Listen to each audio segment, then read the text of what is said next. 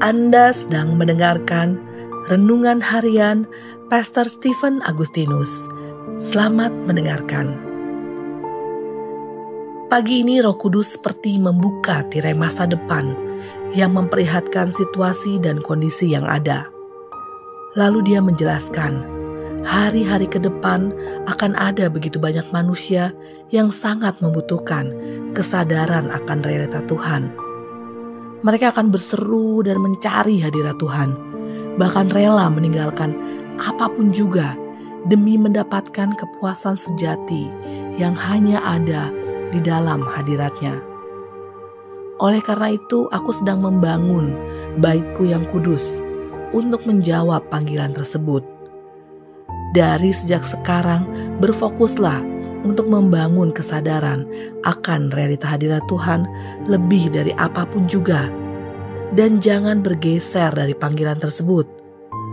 Sekian waktu lamanya dunia mencari solusi dari pemulihan segala sesuatu dan tidak beroleh jawabannya, sebab solusi tersebut hanya ada dalam perjumpaan dengan hadiratku.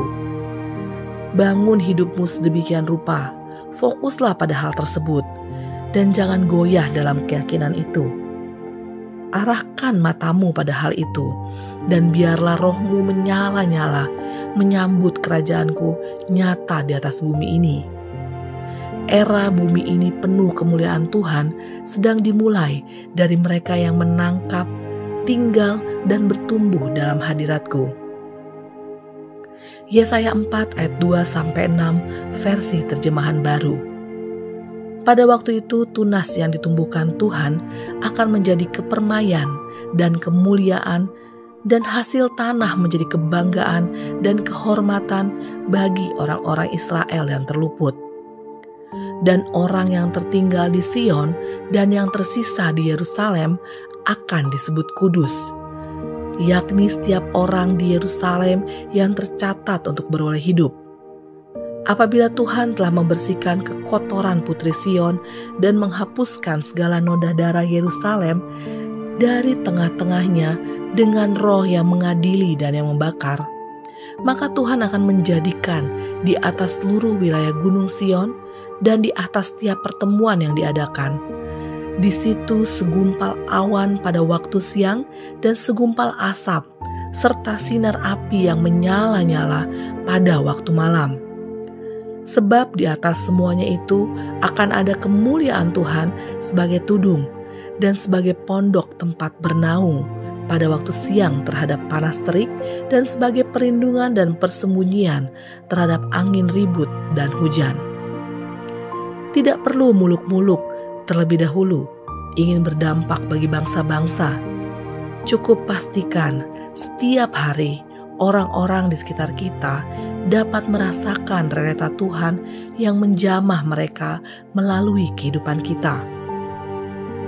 Jadikan itu sebagai target utama dan tanggung jawab diri kita, sehingga setiap hari keberadaan hidup kita akan menjadi tudung ilahi yang menjadi atmosfer rohani bagi mereka yang ada di sekitar.